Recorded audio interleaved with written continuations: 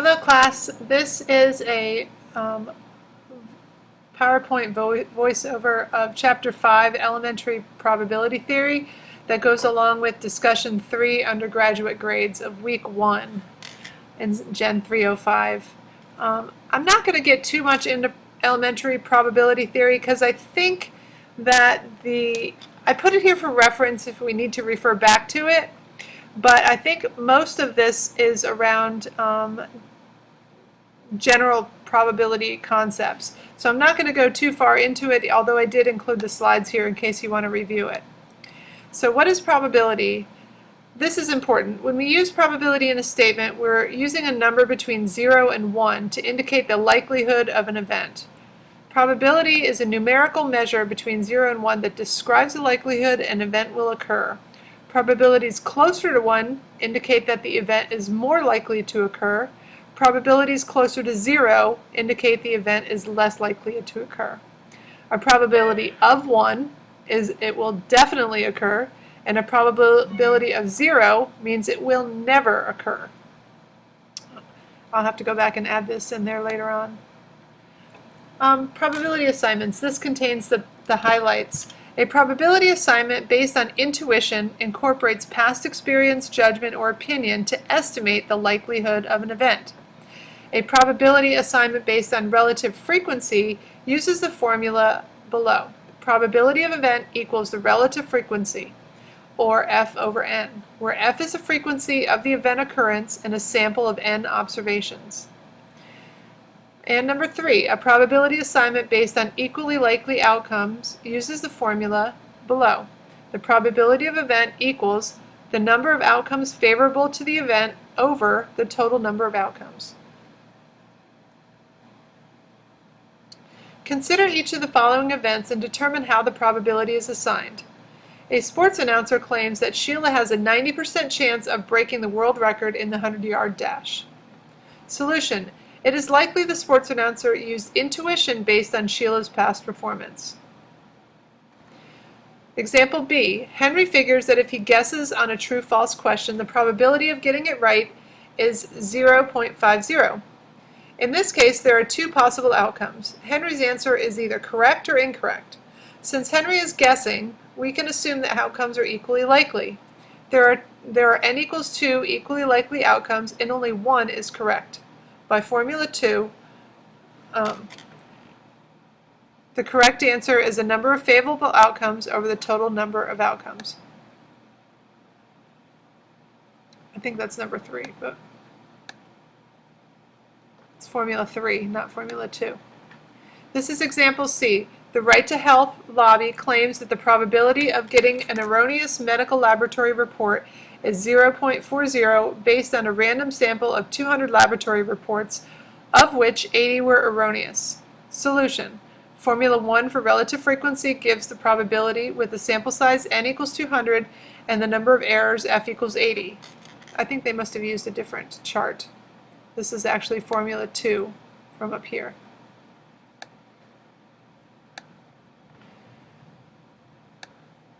What is probability? For instance, if you're going to decide the probability that Hardscrabble will win the Kentucky Derby, you need to know which other horses are running.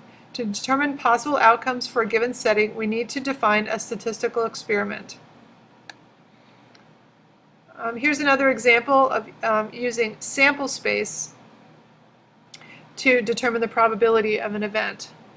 Human eye color is controlled by a single pair of genes, one from the father and one from the mother, called genotype. Brown eye color, B, is dominant over blue eye color, little l.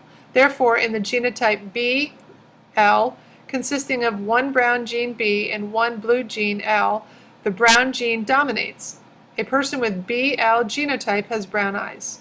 If both parents have brown eyes and have genotype BL, what is the probability that their child will have blue eyes?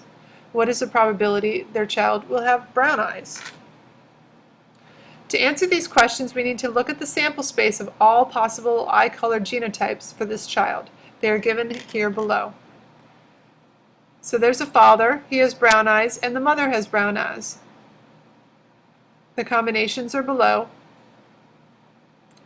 BB, BL, LB, LL. According to genetics theory, the 4 possible genotypes for the child are equally likely. Therefore, we can use formula that would actually be 3 to compute the probabilities. Blue eyes can occur only with the LL genotype, so there's only one outcome favorable to blue eyes. So by formula 3, the probability of blue eyes equals the number of favorable outcomes, which is 1, over the total number of outcomes, which is 4. So this is the only one right here that would yield a blue-eyed child. Brown eyes occur with the 3 remaining genotypes, BB, BL, and LB. The probability of brown eyes is the number of favorable outcomes, which is 3, over the total number of outcomes, which is 4. So what is probability in a different way? Figure 5-1 shows the event A and its complement AC. Notice that the 2 distinct events A and AC make up the entire sample space. Therefore, the sum of the probabilities equals 1.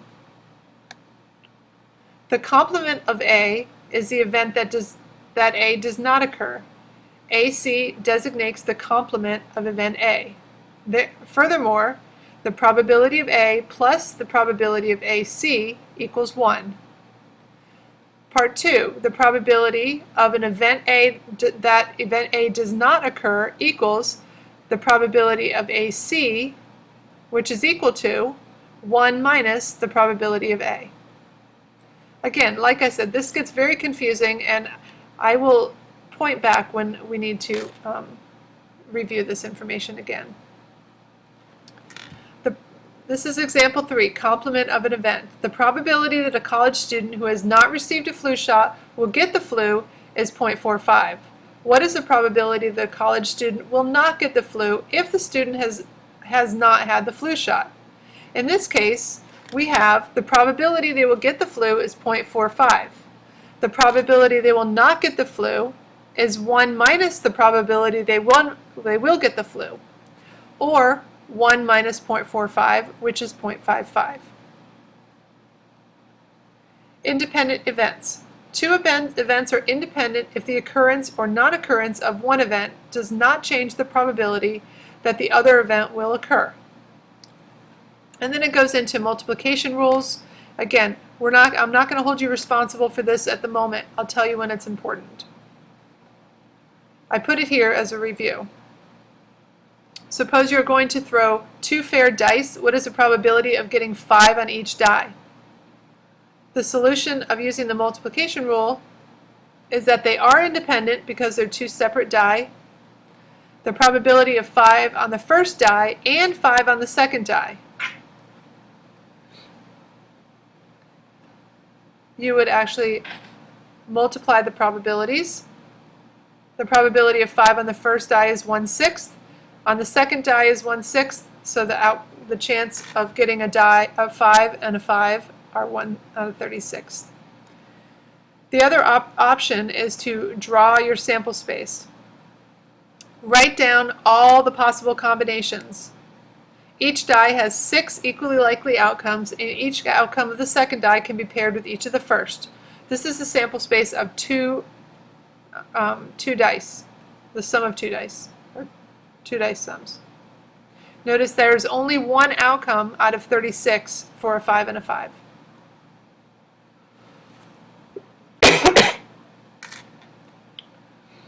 And then it goes into the addition rules. And there is another example. Mutually exclusive events. Using sample space.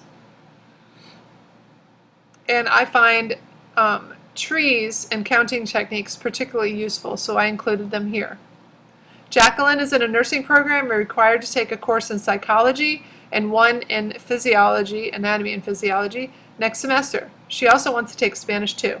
If there are 2 sections of psychology, 2 of A&P, and 3 of Spanish 2, how many different class schedules can Jacqueline choose from?